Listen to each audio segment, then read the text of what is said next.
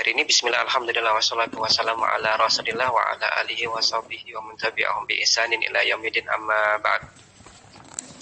Kemarin terakhir kita sampai bait ke-27 dan seterusnya sampai 31.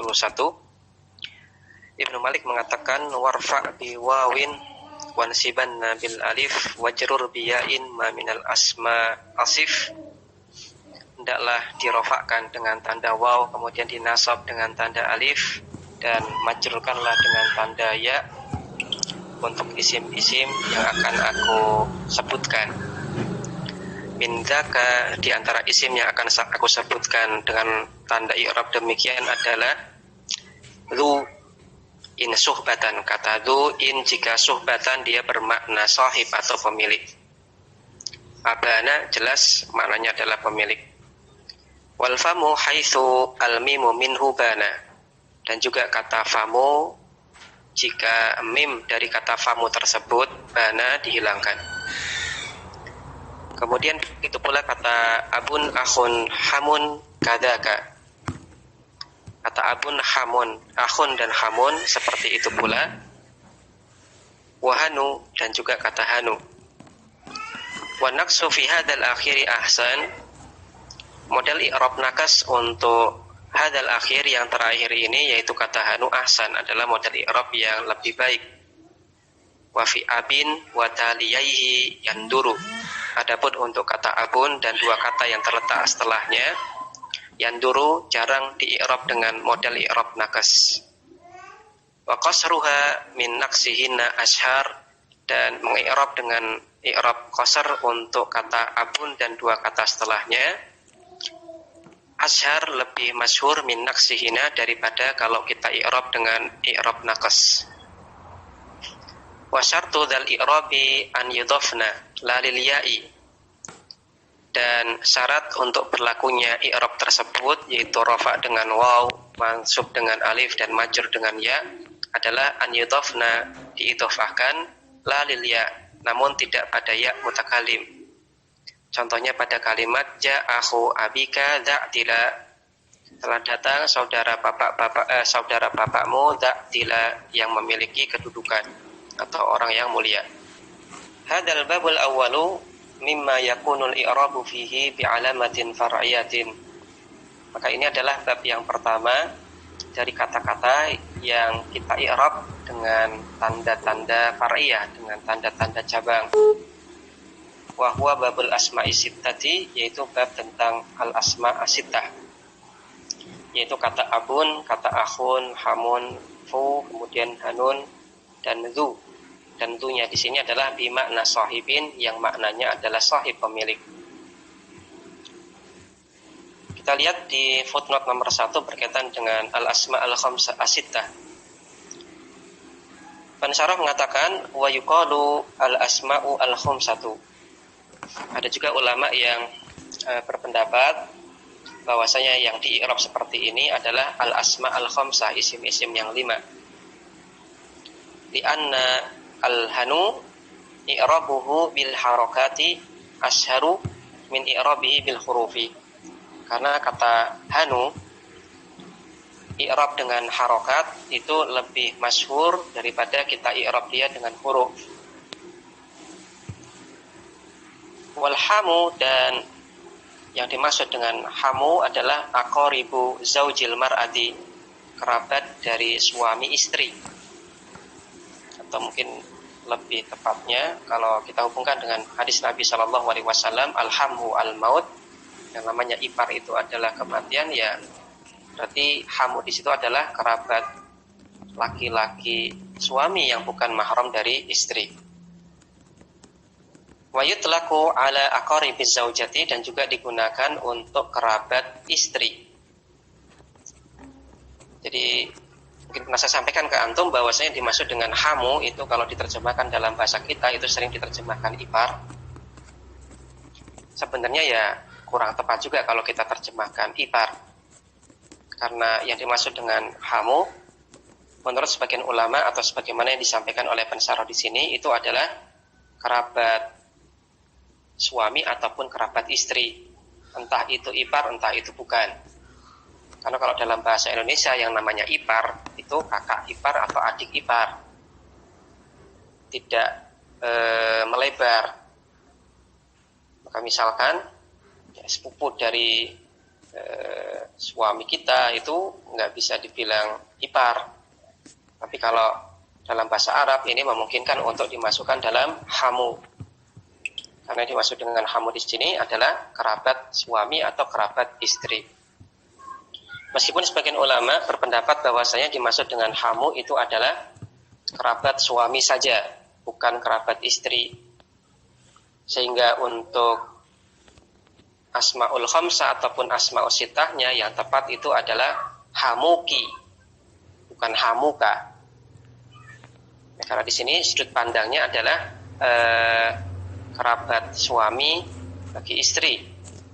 Kerabat suami bagi istri, maka yang tepat oleh sebagian ulama katakan yang tepat hamuki, ya, iparmu, yaitu munya perempuan, karena ini lebih cenderung ke kerabat suami. Tapi kalau kita lihat penjelasan dari Pensaro di sini, ternyata bisa juga dipakai untuk kerabat suami, bisa juga dipakai untuk kerabat istri. Jadi nggak masalah kalau kita bilang hamuka ataupun hamuki, dua-duanya boleh. Kemudian kata hanu ini merupakan kinayatun, merupakan kiasan an asma'il ajnas, untuk isim jenis, ya kinayah untuk apapun itu. Kalau diterjemahkan dalam bahasa kita ya jadinya anu, baik anunya itu sesuatu hal yang lumrah, wajar, misalkan buku, misalkan ambilkan anunya Muhammad, misalkan maksudnya buku, ataupun anunya di sini adalah sesuatu yang tidak sopan apabila kita belak-belakan mengatakannya, vulgar, dianggap vulgar apabila kita mengatakannya. Ya. Kalau dalam bahasa kita mungkin anunya ini dalam artian mohon maaf alat kelamin. Intinya hanu di sini bisa maknanya sesuatu yang enggak vulgar, bisa sesuatu yang vulgar. Pokoknya dia adalah kiasan untuk asma ajnas, itu apapun itu. Terjemahkan dalam bahasa kita mungkin diterjemahkan dengan anu. Takulu, contohnya adalah engkau katakan hadza hanu Zaidin. Ini adalah anunya Zaid. Apa yang dimaksud dengan hanu Zaid? Ai artinya adalah syai'uhu, sesuatu miliknya. Ini anunya Zaid, ya bisa bukunya Zaid, bisa pulpennya Zaid, bisa sepedanya Zaid. Cuma di sini dikinayahkan, dikiaskan atau dikinayahkan pakai hanu. Kemudian ada cerita dari Pensaro di sini, waqad qila li ba'du thalabati, sebagian mahasiswa menceritakan kepadaku, yaitu mahasiswa min ihda jihatil mamlakah, yang berasal dari salah satu jihad mamlakah, ya negara bagian dari Saudi Arabia, ya, di provinsi tertentu dari Saudi Arabia. Bidarsi dalam pelajaran, mereka mengatakan inna hadzal lafdha, sesungguhnya lafadz ini yaitu lafadz hanu, la yazalu, ya, senantiasa musta'malan, ya, digunakan indahum pada mereka bihadal makna, dengan makna ini. Ya artinya di sini anu di sini, hanunya di sini digunakan untuk makna yang positif. Ya untuk ganti sesuatu yang dimiliki oleh seseorang. Ya bukunya kita bilang itu anunya, bajunya kita bilang itu anunya. Ini kalau di zaman sekarang itu sebagian provinsi Arab menggunakan kata hanu dengan makna yang positif. Wakila ada juga yang mengatakan yang namanya hanu ini kinayatun, merupakan kiasan amma yustaqbahu dzikruhu, kiasan untuk segala sesuatu yang yustaqbah, dianggap jelek, dzikruhu apabila disebutkan, merupakan kiasan untuk segala sesuatu yang kalau disebutkan itu malah jadi vulgar, malah jadi nggak sopan. Wa minhu, dan diantara hanu yang bermakna dengan makna ini adalah al-hadis al-ati, hadis yang nanti akan kita bahas.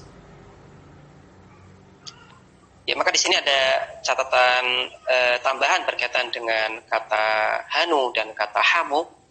Yang intinya di sini kata hanu itu cara ngi'rabnya itu lebih sering dan lebih masyhur kalau kita i'rab dengan harokat. Marfu dengan dhammah, kemudian mansub dengan fathah ataupun majrur dengan kasrah. Dibanding kalau kita i'rab dengan huruf rafa dengan waw dan seterusnya.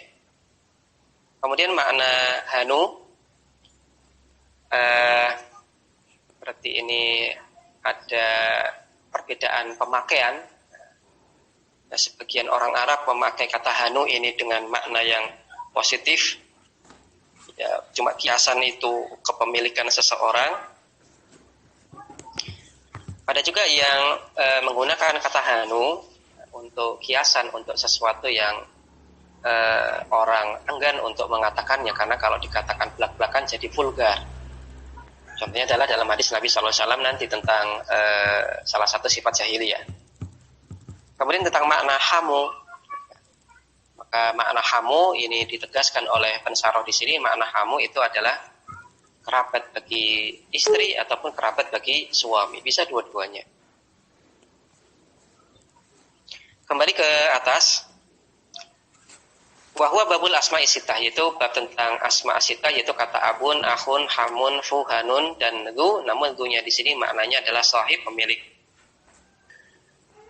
Fahadihi, maka kata-kata ini turfa'u bil wawi, dia dirofa dengan huruf waw, niyabatan anid dhammati, sebagai ganti dari harokat dhammah. Nahwu contohnya adalah dalam kalimat hada abuka, ini adalah bapakmu. Maka hada di sini adalah mubtada, kemudian abuka adalah khobar, dia marfu dengan tanda waw karena dia adalah al-asma as-sittah. Contoh yang lain adalah tentang firman Allah Subhanahu wa taala anil mar'ataini, yang menceritakan tentang dua wanita yang menemui Nabi Musa alaihissalam untuk minta tolong supaya memberi minum untuk binatang ternaknya. Maka kedua anak wanita tersebut mengatakan, wa abuna syaikhun kabirun, dan bapak kami adalah seorang yang sudah tua. Watun sabu bil alifi, dan al asma as-sittah ini dinasab dengan alif, niyabatan anil fathati, sebagai ganti dari harokat fathah. Nahwu contohnya dalam kalimat ihtarim abaka, ihtarim hormatilah abaka bapakmu. Maka ihtarim ini adalah fi'il amr, kemudian abaka di sini dia mansub dengan tanda alif karena dia termasuk al asma as-sittah. Contoh yang lain adalah firman Allah Subhanahu wa taala di surat Al-Isra ayat 26. Allah katakan, wa ati, dan berikanlah dal qurba, kepada kerabat-kerabatmu, haqqahu, haknya. Maka di sini kata dal qurba, maka danya di sini mansub sebagai maf'ul bih, dan di sini mansubnya dengan alif karena dia termasuk al asma as-sittah. Wa tujarru bil ya'i, dan dia dimajrur dengan huruf ya, niyabatan sebagai ganti anil kasrati, dari kasrah. Nahwu contohnya adalah isma, dengarkanlah, nasihata abika, nasihat dari bapakmu. Maka di sini nasihata abika, kata abika di sini dia majrur dengan tanda ya, dan di sini majrurnya karena dia sebagai mudhof ilaih dari kata nasihah. Contoh yang lain adalah firman Allah Subhanahu wa taala, irji'u ila abikum, hendaklah kalian kembali kepada bapak kalian. Maka di sini dibaca abikum majrur karena didahului oleh huruf jar ila, dan di sini majrurnya dengan tanda ya karena dia termasuk al asma as-sittah.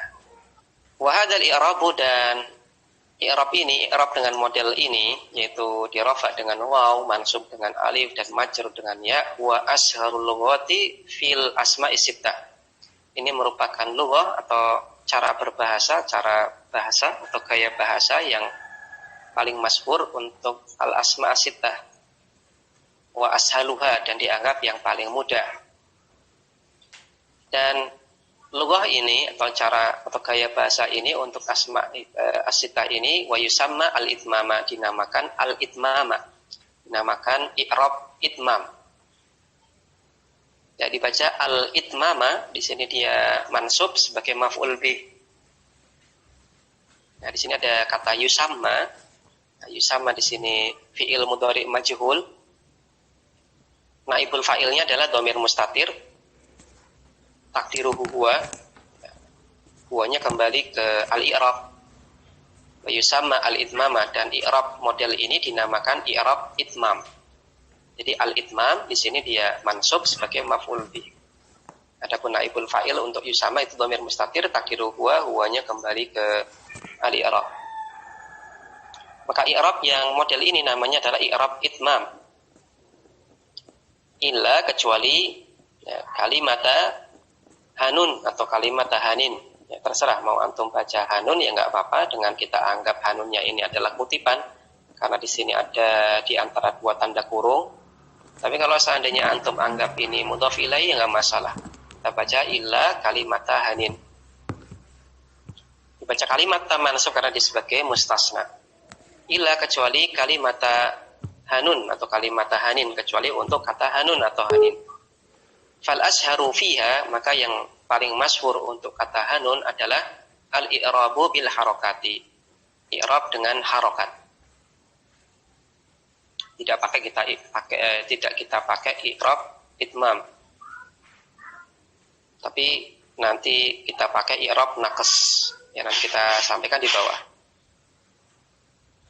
Wa fi hadhil asma'i, dan dalam isim-isim ini yaitu al-asma' as-sittah lughatun saniyatun, ya, gaya bahasa yang kedua atau cara baca yang kedua, taliha yang mengiringinya. Wahya al-qasru, yaitu cara baca dengan i'rab qasr. Apa yang dimaksud dengan i'rab qasr? Wa ma'nahu, maknanya adalah luzumul alifi fi jami'il ahwali. Luzum alif, ya, senantiasa dengan alif, ya senantiasa memakai huruf alif fi jami'il ahwali, pada semua keadaan, yaitu baik keadaannya rafa, nasab ataupun jar. Wa yakunul i'rabu bi harakatin muqaddaratin, sehingga i'rabnya adalah dengan harokat yang muqaddarah alal alifi, yang terletak pada huruf alif, li ta'adzuri, karena adanya udzur, yaitu karena di sini ada alifnya. Maka contohnya misalkan dalam kalimat hadara akhaka, ya, saudara laki-lakimu telah hadir. Maka di sini kata akhaka dia adalah kedudukannya sebagai fa'il, ya marfu', namun tanda rafa'nya adalah dengan dhammah muqaddarah. Kemudian pada kalimat safahtu akhaka, saya berjabat tangan dengan saudara laki-lakimu. Maka kata akhaka di sini mansub sebagai maf'ul bih, namun tanda mansubnya dengan fathah muqaddarah. Kemudian contoh yang ketiga, marartu bi akhaka, saya berpapasan atau saya berjumpa dengan saudaramu. Maka di sini kata akhaka dia majrur, namun majrurnya dengan tanda kasrah muqaddarah. Maka ini yang dimaksud dengan i'rab qasr, yaitu kita jadikan alif pada semua asma as-sittah, baik rafa, nasab ataupun keadaan majrurnya. Kemudian lughah yang ketiga atau cara baca yang ketiga untuk al-asma as-sittah itu adalah naqas. Ya, wa fiha lughatun tsalithatun, dan pada al-asma as-sittah itu ada lughah tsalitsah, cara baca yang ketiga atau gaya bahasa yang ketiga. Wa hiya lughatun naqsi, yaitu cara baca naqas. Kita baca dengan i'rab naqas. Wa ma'nahu, dan maknanya adalah i'rabuha bil harakati dhahirati. Kita i'rab dia dengan harakat dhahirah, dhammah, fathah, kasrah. Wa hadfu harfil ilati, dan kita hapus huruf ilah, yaitu waw, alif dan ya-nya kita hapus. Contohnya dalam kalimat hada abuka. Hada ini adalah abuka, bapakmu. Ra'aitu abaka, saya lihat bapakmu. Marartu bi abika, saya berpapasan atau saya berjumpa dengan bapak. Maka pada hada abuka, maka abunya di sini dia marfu dengan tanda dhammah dhahirah. Kemudian pada ra'aitu abaka, abanya di sini mansub sebagai maf'ul bih, tanda mansubnya dengan fathah dhahirah. Kemudian marartu bi abika, abi di sini dia majrur dengan tanda kasrah dhahirah. Wa taqul, dan contoh yang lain adalah engkau katakan hadza hanuka. Ini adalah anumu. Maka hanu di sini marfu sebagai khobar, marfu'nya dengan tanda dhammah dhahirah. Kalimat yang kedua, ra'aitu hanaka, saya melihat anumu. Maka hana di sini dia mansub dengan tanda fathah dhahirah sebagai maf'ul bih. Kemudian marartu bihanika, saya berpapasan dengan anumu. Maka hani di sini dia majrur dengan tanda kasrah dhahirah. Tapi sekali lagi dengan pengandaian hanunya di sini adalah hanu yang maknanya kinayah untuk sesuatu yang umum dan positif. Ya bisa bukumu, sepedamu, pamanmu, dan seterusnya. Kemudian contoh yang hanu yang maknanya ini kinayah untuk sesuatu yang vulgar. Contohnya adalah sabda Nabi SAW, man ta'azza bi'azail jahiliyati, man barang siapa yang ta'azza, dia berbangga-bangga, bi'azail jahiliyati, dengan model kebanggaan orang jahiliyah, dengan berbangga-bangganya orang jahiliyah, maka a'idduhu bihani abihi. Terjemah kasarnya, maka gigitkanlah dia pada kemaluan bapaknya. Gigitkanlah dia pada kemaluan bapaknya. Ini makna makna kasar untuk a'idduhu bihani abihi. Wala taknu, dan janganlah kalian dekati dia. Lihat footnote nomor 2 berkaitan dengan hadis ini. Al-haditsu rawahu Ahmadu bi isnadin sahihin. Hadis ini diriwayatkan oleh Imam Ahmad dengan sanad yang sahih.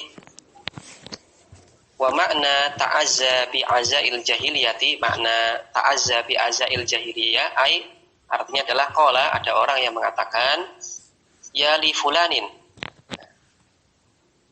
hidup fulan, ya li fulanin itu terjemah kita hidup fulan, li yukhrijan nasa ma'ahu ilal qitali bi ghairi haqqin, supaya yukhrijan nasu li yukhrijan nasa, dia keluarkan orang-orang, supaya orang-orang itu atau mungkin kita baca liyakhrujan nasu, supaya annas, orang-orang, yakhruja, keluar, ma'ahu, bersama dengan dia, bersama dengan orang tersebut, ilal qital, perang. Namun perangnya ini bi ghairi haq, tanpa hak. Ya, intinya adalah berbangga dengan nasab, berbangga dengan bangsa, berbangga dengan person. Ya, misalkan berbangga dengan bangsa, misalkan hidup Arab, misalkan. Kemudian dengan semboya ini kemudian dia perangi bangsa yang lain misalkan. Atau hidup Bani Fulan. Kemudian supaya memprovokasi orang-orang yang termasuk keturunan dari Bani Fulan untuk berperang bersama dia, menyerang marga yang lain.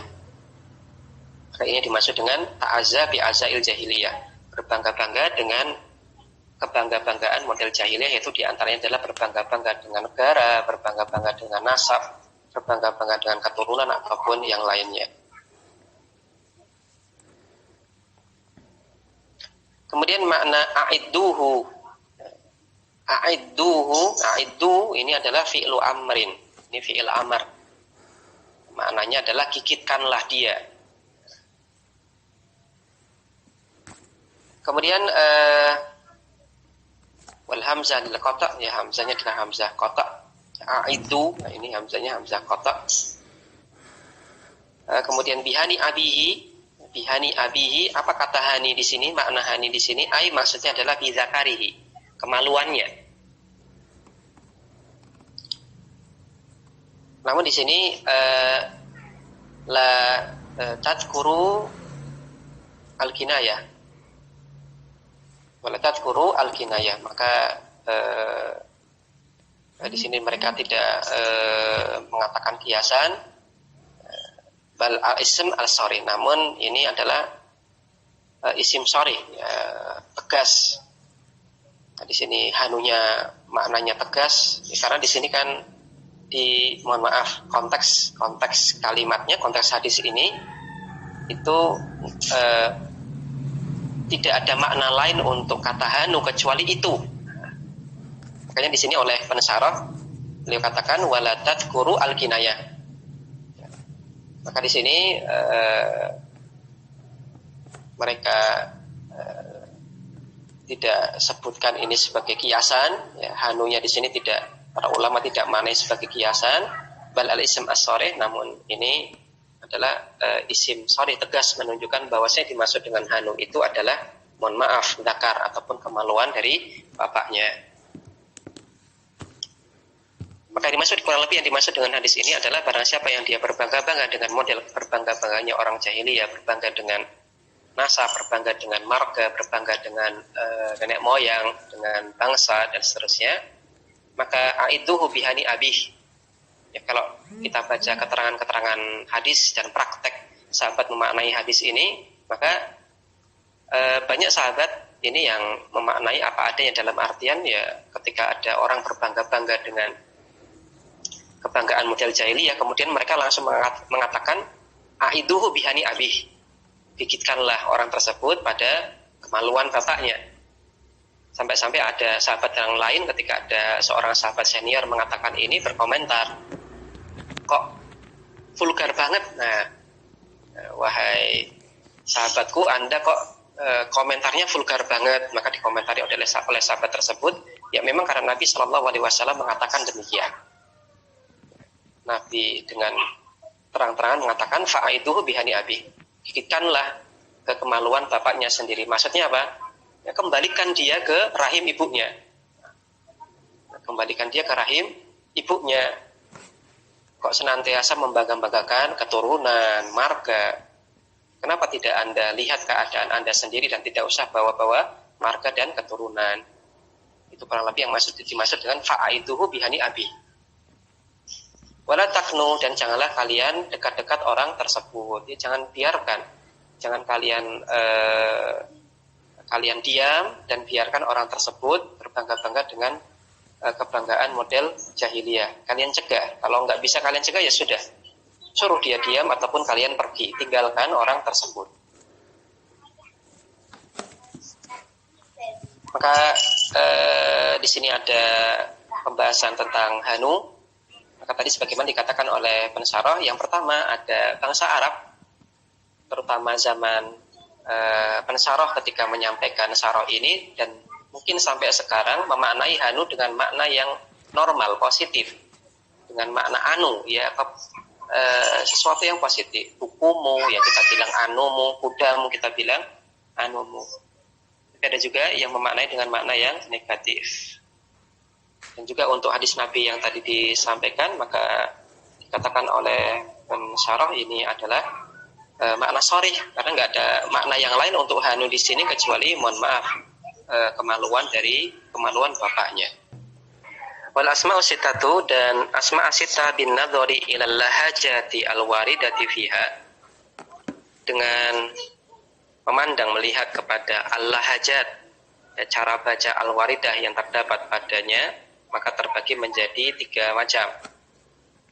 Al-awalu, yang pertama, ma fihi lahjatun wahidatun. Ada al-asma' as-sittah yang cuma punya satu cara baca saja, yaitu untuk kata dzu dan kata fu. Wa i'rabuhuma bil huruf.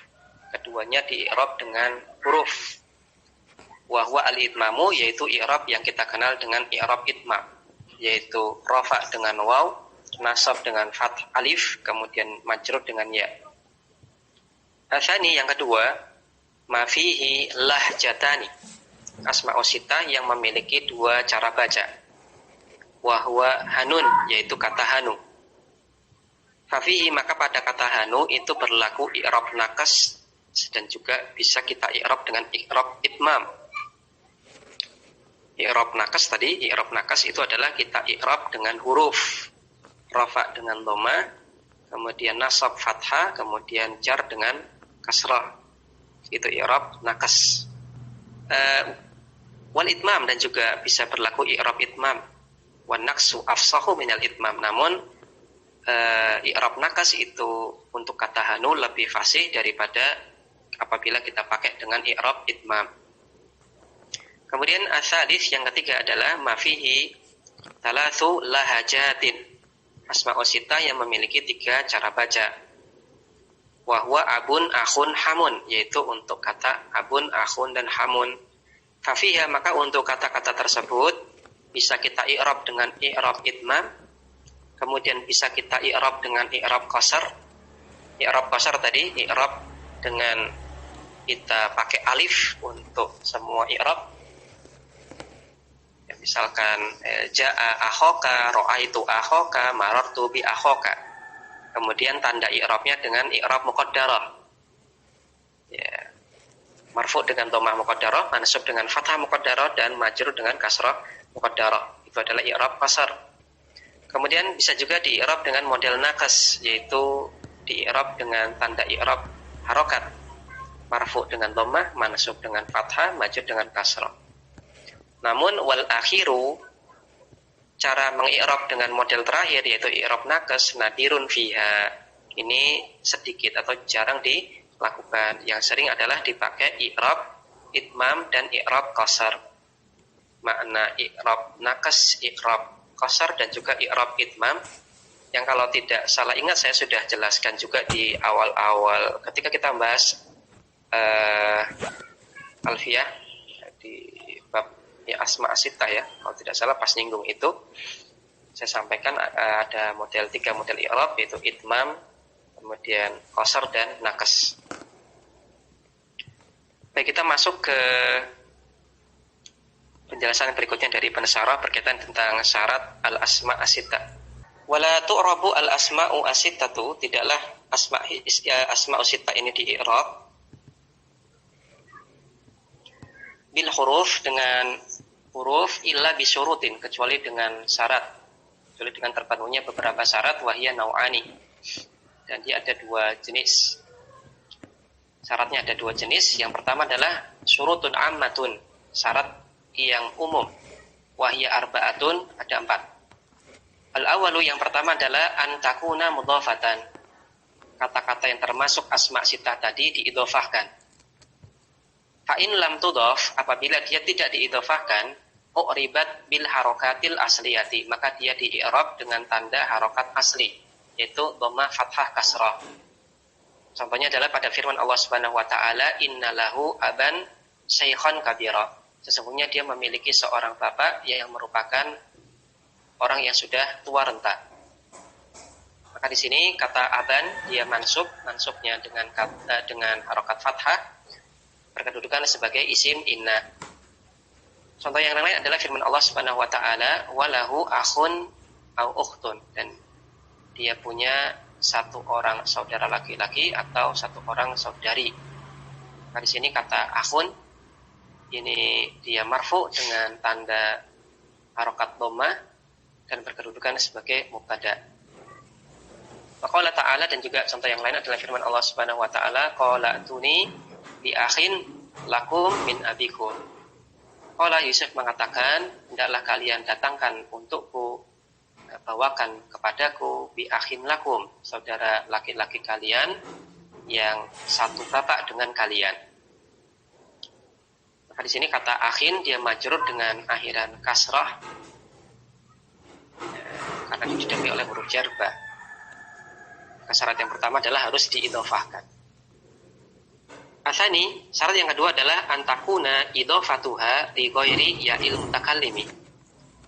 Dia diidhofahkan tapi tidak pada ya mutakallim, tidak diidhofahkan pada ya mutakallim.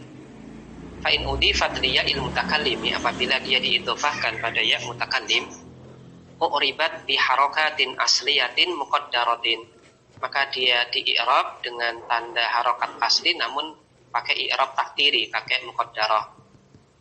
Ala ma qabla ya'il mutakallimi, pada huruf yang terletak sebelum ya mutakallim. Contohnya adalah firman Allah Subhanahu wa taala, wa akhi Harunu wa afsahu minni lisanan.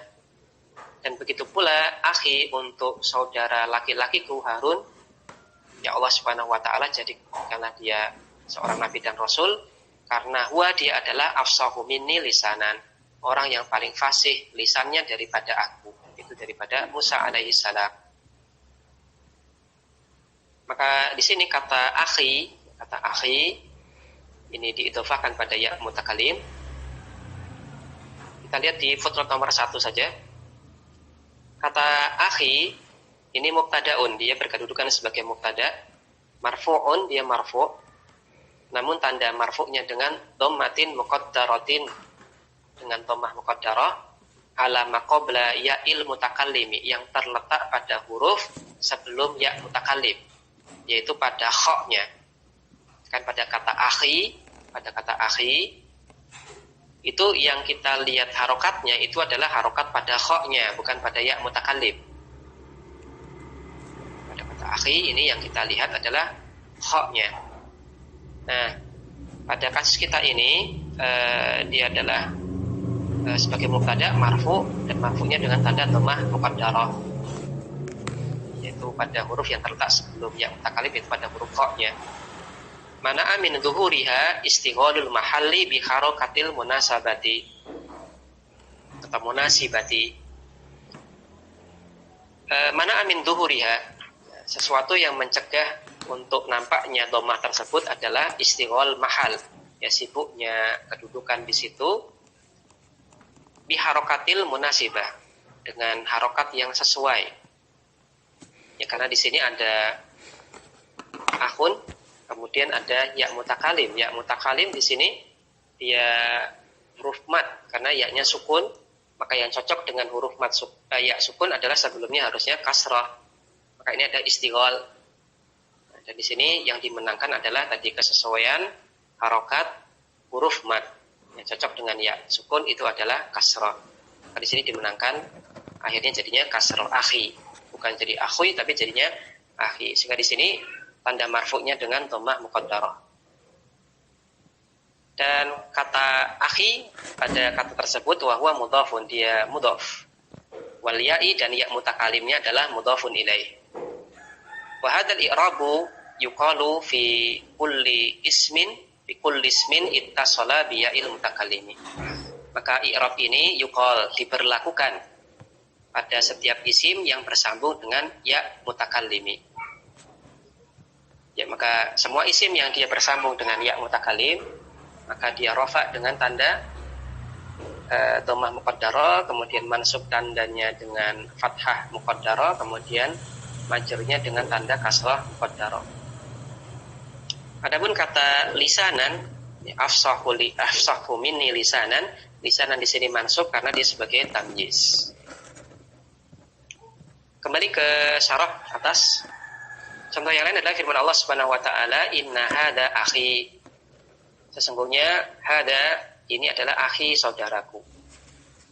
Nah, di sini kata akhi dia berkedudukan sebagai khobar inna, maka dia marfu, namun marfu'nya tandanya dengan dhammah muqaddarah. Allah Ta'ala, Allah Subhanahu wa taala berfirman, fa'alquhu ala wajhi abi. Maka alquhu hendaklah kalian bahasa kasarnya lemparkan bajuku tersebut ala wajhi abi, pada wajah bapakku.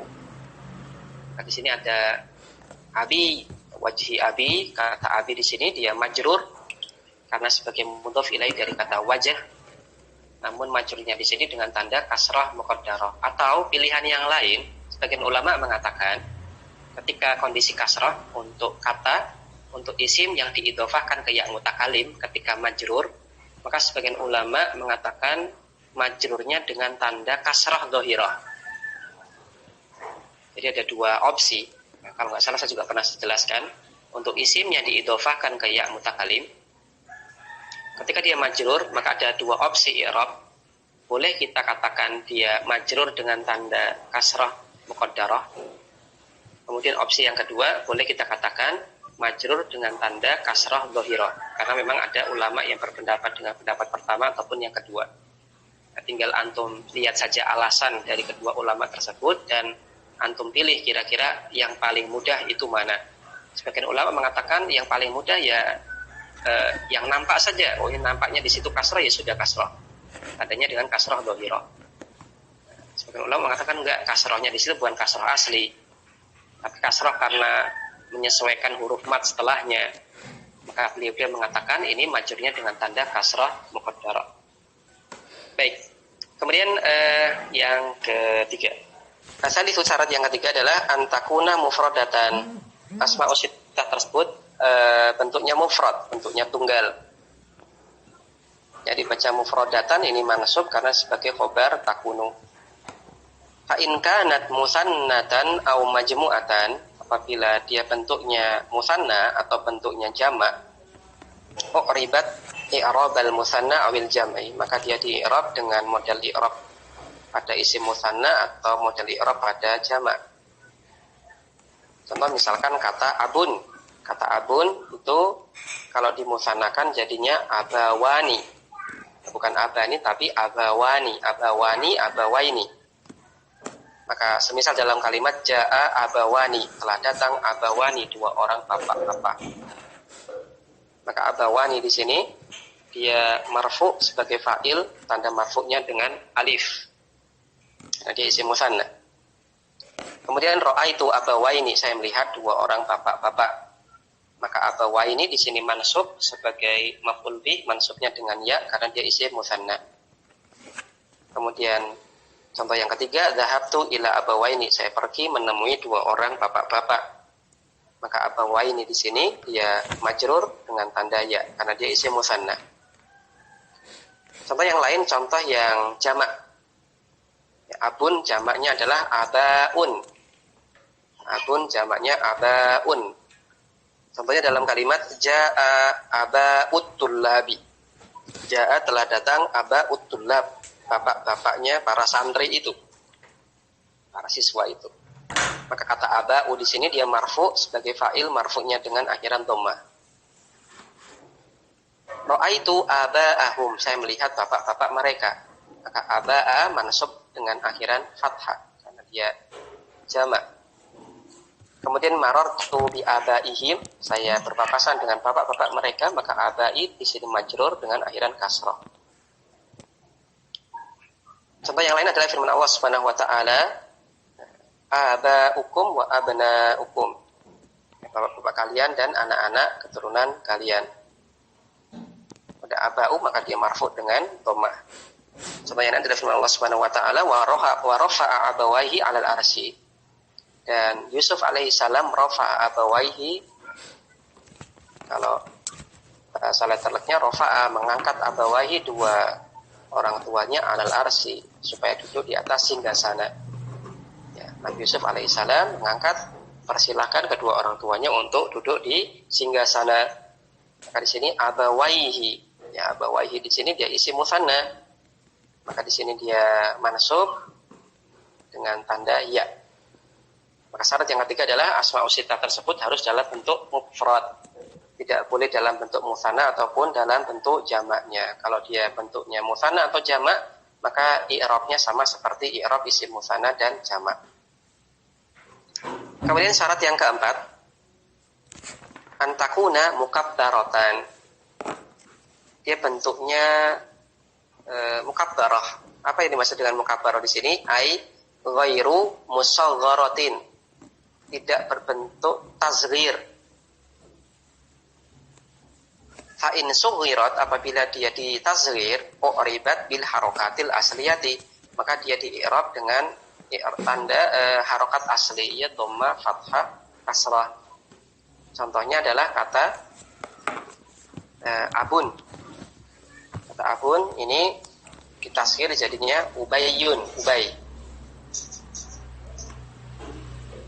Contohnya dalam kalimat hada Ubayyu Zaidin. Ini adalah bapak Zaid, ini adalah Abu Zaid, cuman di sini abunya ditazghir jadi Ubay. Maka di sini kata Ubay ini dia marfu dengan akhiran dhammah dan marfu'nya sebagai khobar.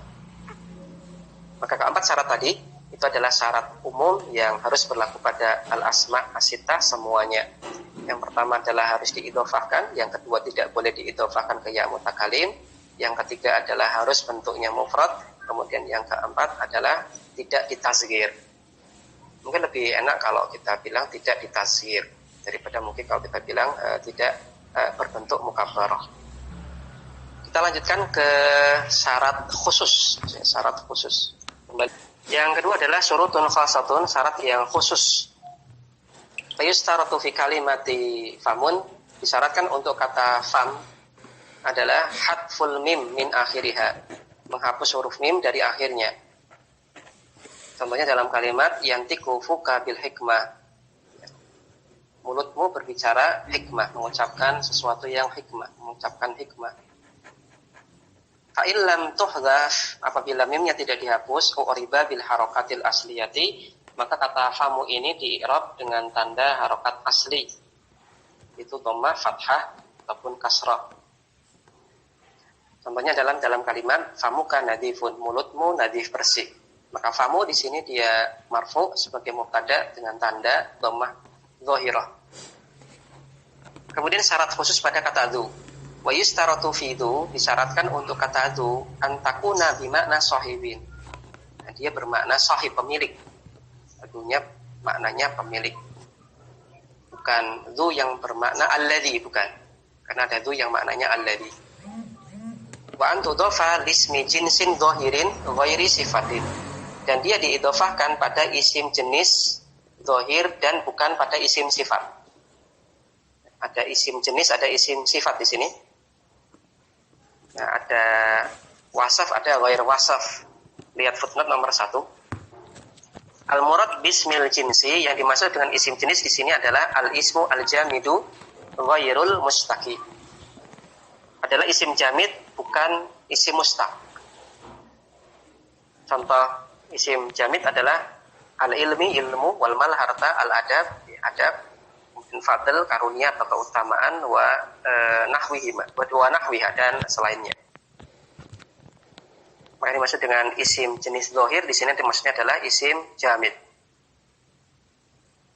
Jadi diidhofakan pada isim jamid, bukan wasaf, bukan isim mustaq. Contohnya adalah ja'a dzu malin, telah datang dzu malin, orang kaya itu. Nasahtu dza malin, saya memberikan nasihat kepada orang kaya, seorang kang kaya. Salam tu ala dimalin, saya memberikan salam kepada satu orang yang kaya. Bikhilaf, ini berbeda dengan ja'a dzu qoma. Ja'a telah datang, dzu qoma. Maka dzunya di sini bimana alahili annaha mausulatun, karena dzunya di sini adalah isim mausul. Maka dzunya di sini adalah dzu yang maknanya alladzi. Ja'adu qoma artinya adalah ja'alladzi qoma, telah datang orang yang berdiri. Maka dzunya di sini bukan dzu yang maknanya sahib, tapi dzu yang maknanya alladzi. Wa bihilafi, dan ini juga berbeda dengan dalam kalimat ja'a dzu qaimin. Ja'a dzu qaimin.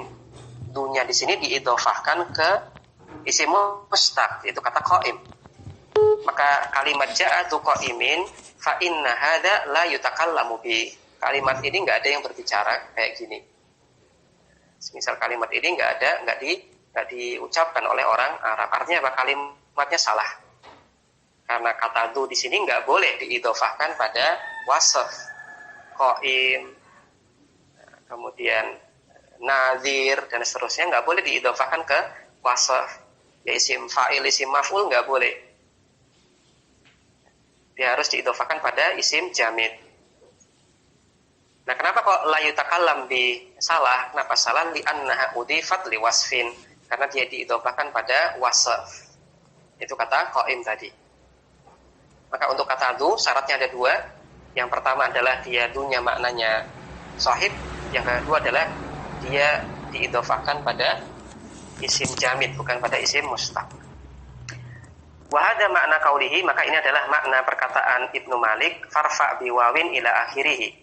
Ai, maksudnya adalah irfa bil wawi niyabatan anid dhammati. Hendaklah Anda rafa'kan dengan huruf waw sebagai ganti dari harokat dhammah. Wansib bil alifi, dan hendaklah Anda masukkan dengan alif.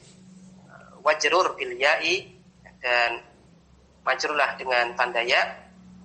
ma asifuhu laka minal asma, untuk isim-isim yang aku sebutkan untuk Anda. Wa min dzaka dzu, dan di antara isim yang aku sebutkan untuk Anda adalah kata dzu. Bisarti an yubayyina suhbatan, dengan syarat maknanya jelas, maknanya adalah pemilik. Ai maksudnya adalah ya dulu ala suhbatin, menunjukkan atas suhbah, pemilikan. Bi an yakuna bi makna sahibin, yaitu kata dzu di situ maknanya adalah sahib, pemilik. Wa minha, dan di antara kata yang akan aku sebutkan untuk Anda adalah kata al-famu, fam. Bisyarti, dengan syarat antabina minhu al-mimu. Syaratnya adalah mimnya tabina, dipisah. Ai tanfasilu, maksudnya adalah tanfasil, terpisah. Wakada abun, akhun, hamun, wahanun. Begitu pula kata yang akan aku sebutkan untuk Anda adalah kata abun, akhun, hamun, dan hanun. Wa naqsu fi kalimati hanun al-akhirati, dan i'rab nakas pada kata hanun yang disebutkan terakhir ini ahsanu, ini i'rab yang lebih baik minal i'rabi bil huruf, daripada kita i'rab dia dengan huruf, yaitu daripada i'rab itmam. Wa amma abun wa akhun wa hamun, adapun untuk kata abun, akhun, dan hamun an-naqsu nadirun fiha, maka untuk i'rab nakas pada ketiga kata ini nadir fiha, jarang dilakukan. Ma'ajawazihi, meskipun boleh. Wal qasru ahsanu minhu, adapun mengi'rab dengan i'rab qasar ini lebih baik. Ya, i'rab qasar tadi apa? I'rab qasar? Arti i'rab qasar? Abdi, i'rab qasar artinya apa? Ya, apa Abdurrahman? Sama semua dengan alif. I'rab qasar itu apa? Di alif semua ya. Nah, kemudian tanda i'rabnya nanti dengan harokat muqaddarah, dhammah muqaddarah, fathah muqaddarah, dan seterusnya. Ya. Wa syartu i'rabiha bil hurufi, syarat untuk kita i'rab semua kata tadi dengan i'rab itmam, yaitu i'rab dengan huruf, adalah antudhofa la lil ya'i, tidak diidhofakan pada ya mutakallim. Tsumma dzakara al-misala, kemudian Ibnu Malik menyebutkan contoh-contohnya. Wa yumkinu fahmu syartaini asalis warabi minal misal, kita bisa memahami dua syarat, yaitu syarat yang ketiga dan keempat dari contoh-contoh yang disebutkan oleh Ibnu Malik. Fa inna qaulahu, maka karena sesungguhnya perkataan Ibnu Malik akhu abika da'tila mufradun ghairu musagharin, ya kata akhu abika da'tila, telah datang saudara laki-laki bapakmu, da'tila, yang memiliki kedudukan. Ini kata akhu di sini dia bentuknya mufrad, ghair musaghar, dan juga tidak ditasghir. Jadi syarat Ibnu Malik cuma menyebutkan dua syarat. Adapun syarat yang ketiga dan keempat ini nggak disebutkan oleh Ibnu Malik karena Ibnu Malik menyampaikan contoh, dan dari contoh ini secara implisit kita bisa tangkap, oh syarat yang keempat itu adalah bentuknya mufrad, kemudian syarat ketiga bentuknya mufrad, syarat yang ketiga ini tidak ditasghir. Kemudian kata i'tila ini masdar, ini sebenarnya masdar, aslinya adalah i'tila, ada hamzah di akhirnya. Bentuk tilain aslinya ada hamzah. Namun kusira lil waqfi, dipendekkan, diringkas lil waqfi karena diwaqaf di sini. Wal i'tila'u huwa al-uluwu, dan makna i'tila itu artinya adalah al-ulu, ya ketinggian. Ja'a akhu abika untuk tilain, telah datang saudara laki-laki bapakmu untuk tilain yang tinggi, boleh jadi tinggi kedudukannya ataupun tinggi dari sisi lainnya. Demikian yang bisa kita baca di kesempatan kali ini. Fadhal, bagi antum yang ada pertanyaan silakan. Kalau dibandingkan sama nakas maksudnya. Jadi perbandingannya sama nakas. Kalau dipilih-pilih antara nakas sama qasar, maka lebih bagus qasar gitu. Cuma kalau dengan yang itmam, tetap yang itmam Ustaz ya? Tetap itmam, betul. Kita tutup dulu insya Allah. Kita lanjutkan nanti pekan depan. Subhanakallahumma bihamdik asyhadu an la ilaha illa anta astaghfiruka wa atubu ilaik. Wassalamualaikum warahmatullahi wabarakatuh.